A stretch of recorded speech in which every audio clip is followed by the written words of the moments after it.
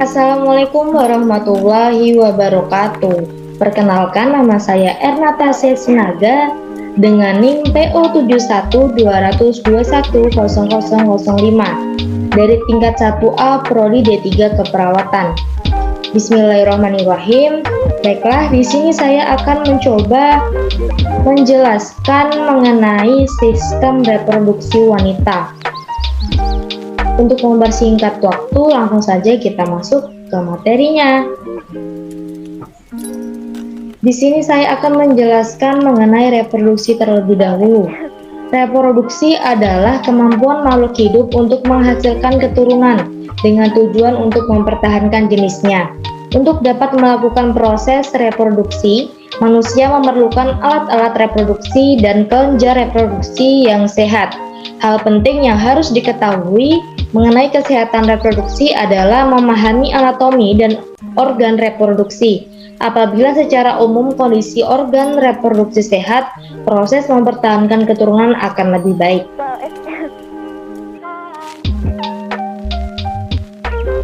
Selanjutnya, anatomi sistem reproduksi wanita dapat dibedakan atas struktur dinding abdomen, organ genitalia eksterna, struktur dinding pelvis, dan organ genitalia interna. Struktur dinding pelvis terdiri dari yang pertama, struktur tulang, os sacrum, os coccyx, os pubis, os ischium, os ilium. Yang kedua, struktur otot, M. levator ani, M. coccygeus, M. obturator internus, and M. piriformis.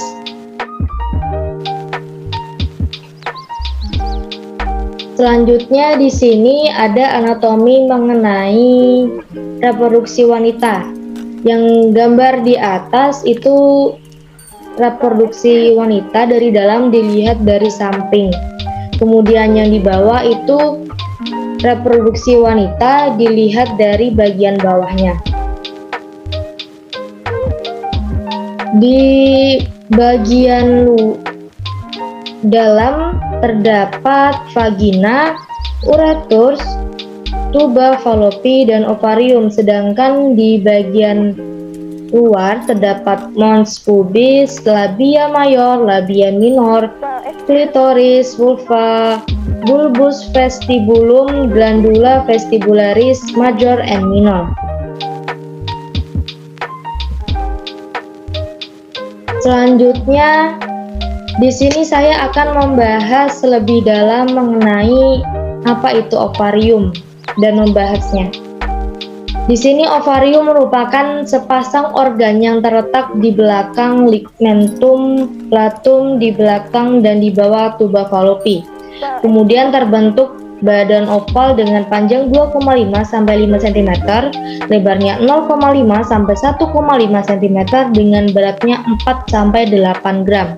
Kemudian ovarium berfungsi memproduksi oosit sesudah usia pubertas dan juga menghasilkan dua jenis hormon, yaitu estrogen dan progesteron. Kemudian saat lahir, ovarium mengandung ratusan sel-sel telur yang sangat kecil atau ova. Ovarium dan tuba fallopi disebut adnexa. Pada saat pubertas antara usia 12 atau 14, ova mulai matang. Di sini ovarium dapat disebut juga sebagai indung telur.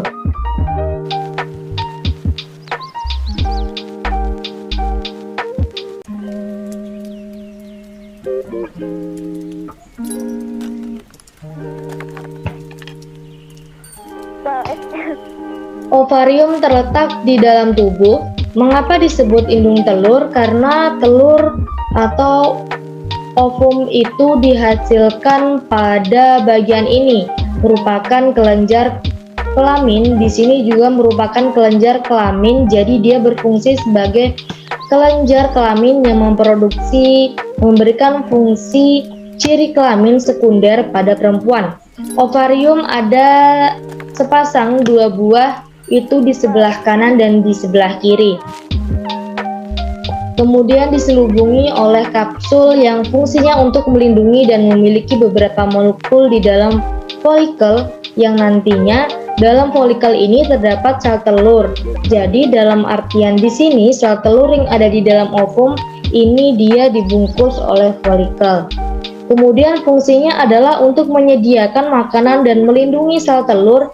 Jadi satu telur dibungkus oleh folikel, makanya dia berfungsi sebagai pelindung dan sekaligus dia memberikan makanan agar sel telur ini bisa berkembang.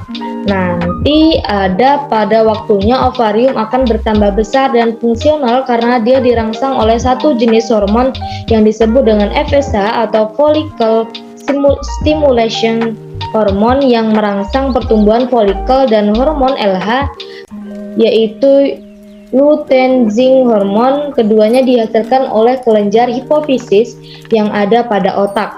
Terdapat sekitar 20 folikel, itu setiap bulannya dari folikel ini adalah untuk memberikan makna pada sel telur agar sel telur itu bisa terus bertumbuh. Dengan diproduksinya LH akan merangsang folikel ini agar pecah, maka sel telur yang ada di dalam itu akan keluar.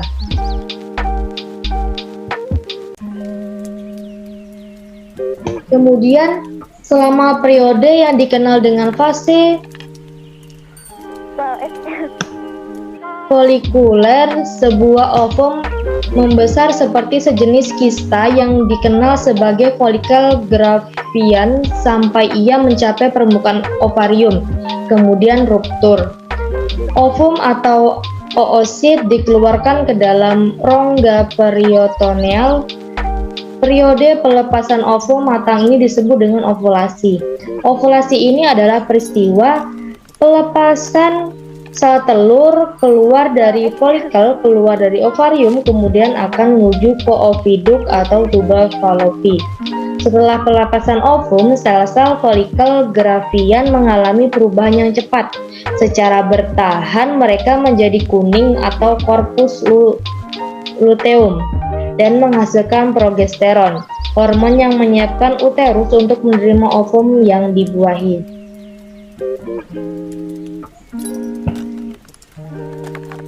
Selanjutnya, ovum biasanya menemukan jalannya ke dalam tuba Fallopi, tempat di mana ovum dibawa ke uterus.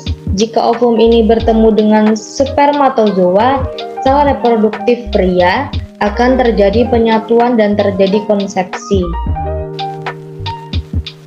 Di sini dapat dilihat from pollution to implementation. Baiklah, hanya itu saja yang dapat saya sampaikan mengenai sistem reproduksi yaitu ovarium. Mohon maaf apabila ada kesalahan dalam penyampaian materi saya. Saya akhiri dengan wabillahi taufiq wal hidayah. Wassalamualaikum warahmatullahi wabarakatuh. Terima kasih.